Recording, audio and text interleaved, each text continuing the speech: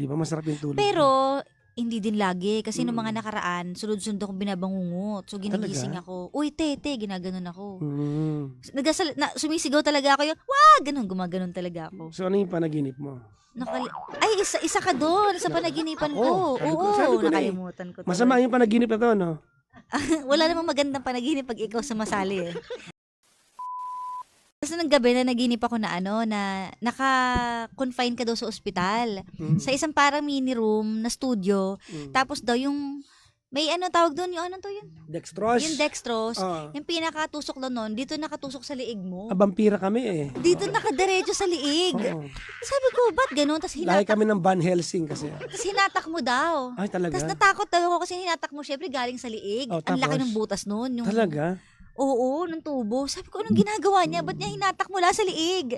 Tapos tumayo ka daw. Tapos Tapos? parang nakapikit, bigla ka daw nakapikit na, ganyan. Namatay ako.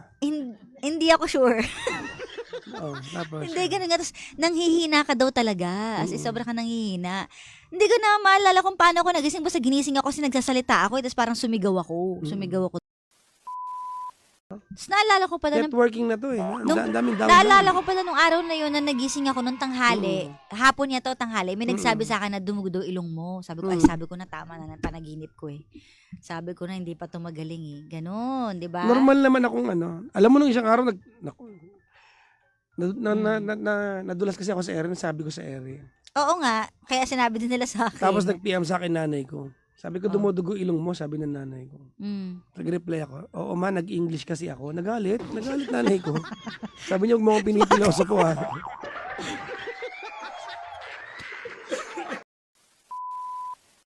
Kala daw nila ikaw si Derek Ramsey. Akala ko din, sa mali din kami parehas.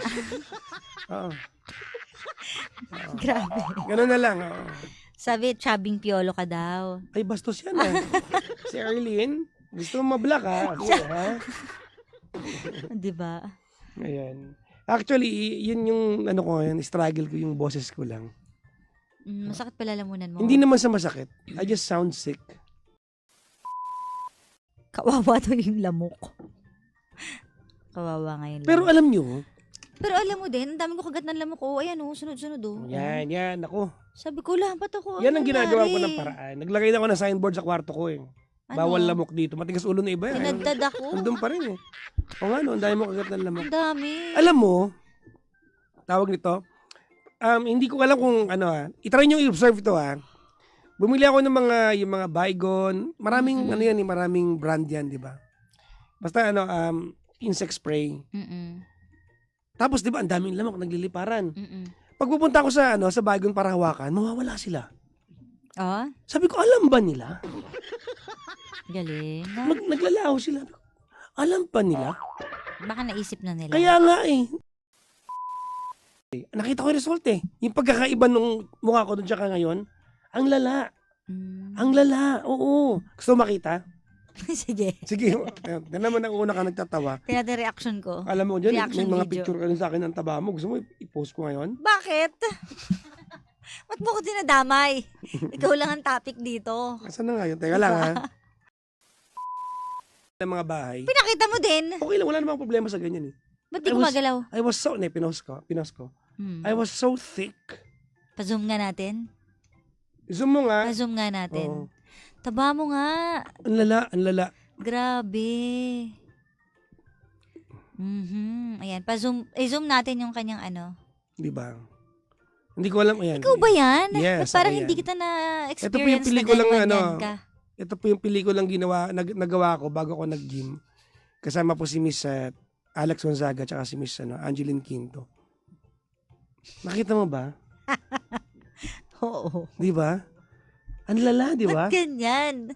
Ang lala. Patingin niya, tititigan ko. Wag na, okay na. Okay na yan. Ito naman. Di ba?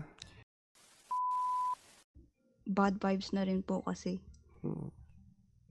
Mahirap kasi yun. Kasi parang hindi niyo naman napag-usapan kung totoo ba o hindi. Tapos, nagkagulo ng dahil lang sa ibang Naniniwala tao. kasi sa chismis eh. Diba? Ang taong naniniwala sa sabi-sabi walang bait sa sarili. sarili. Oo. In other words, bobo. Wala ba kayong sarili mga utak para pwede lang kayong utuhin ng kahit sino? Alam mo, sinabi to ni ganito, ganyan. Bakit kayo naniniwala dyan? Ang dami nang namatay dahil sa ganyan. chismis. Di ba? O, ilaw po sa mga bobo. Yung mga naniniwala sa mga bobo yung mga yan. Yung mga naniniwala sa chismis. Di ba? Kung meron ka naman line of communication sa tao, nagsabi daw ng tungkol sa, di ba tanongin yung tao? No po. Sabi ni Maria, parang di masyado nagpapansin na ng cardiac. Ano mga issue nito mga to, no? Pansinin mo kasi ako. Di ba?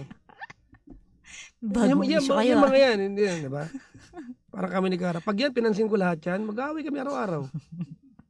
Di ba? Si Cara na-overcome na niya yung ganyang ugali, yung papaniwala sa kung kani-kanino. Kasi hindi na ako nagbabasa eh. Exactly. Hindi rin, parang nagbago ka na eh. Dati, konti naman marinig ka, pati screenshot, makakarating sa akin eh. Sabi-sabi lang yun eh. Ako don't react muna. Hold it.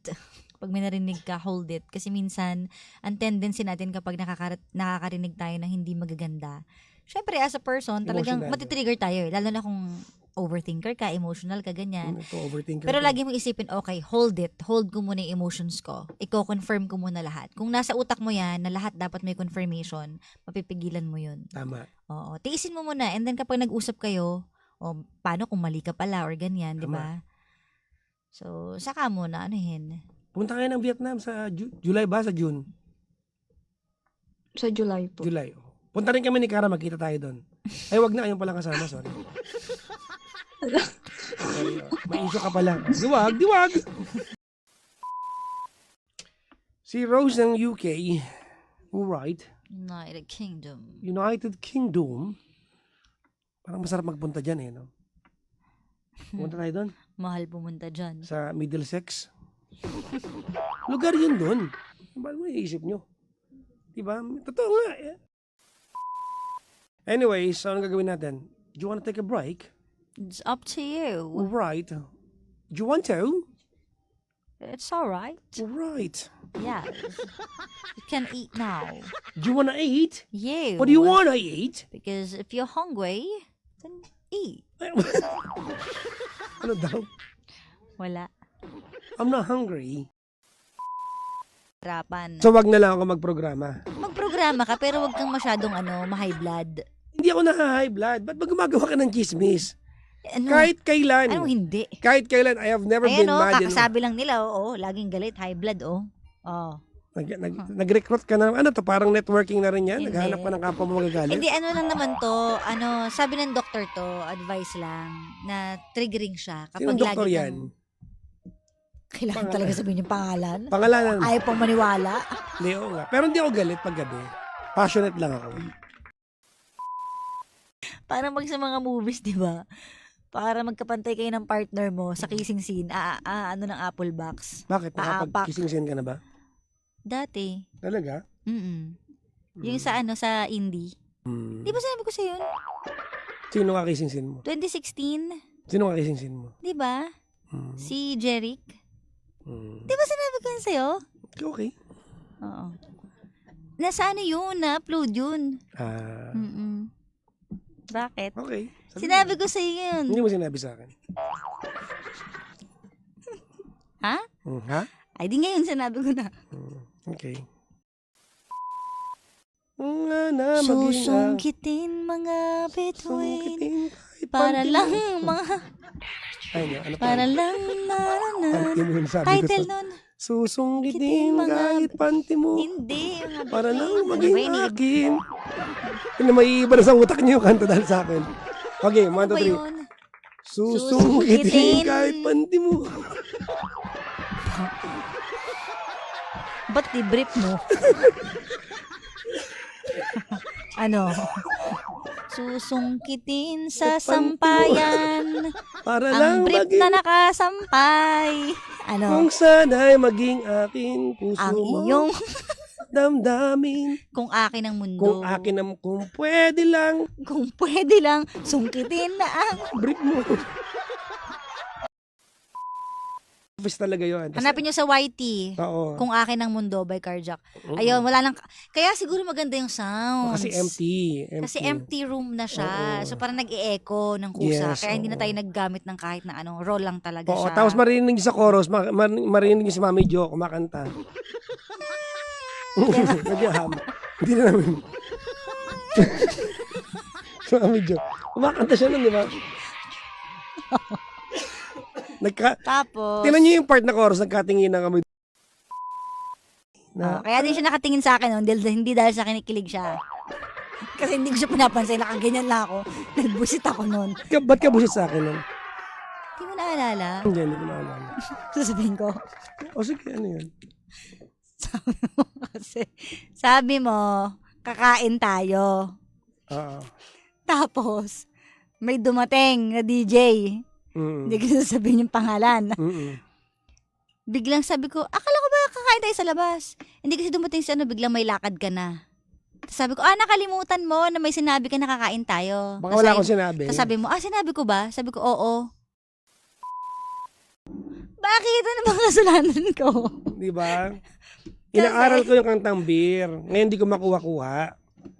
Tapos dumating yung bahista ko. Tinugtog niya. Tinugtog niya. Sabi ko, ganyan. Yan, oo, sige, ikaw na lang tumugtog. Sinabi ko ba Oo, yun? ikaw na lang tumugtog. Kasi alam mo eh. Hindi ganun yung sinabi Sinabi ko. mo. Sabi ko, ayan, ganyan. Tama yan, ganyan.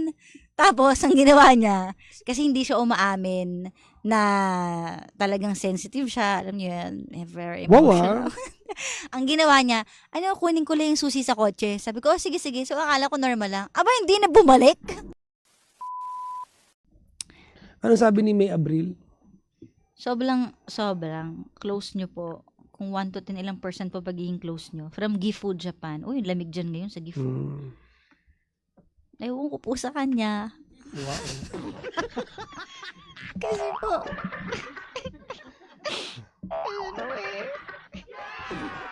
Ngayon na nga tayo. Kasi alas 12 na.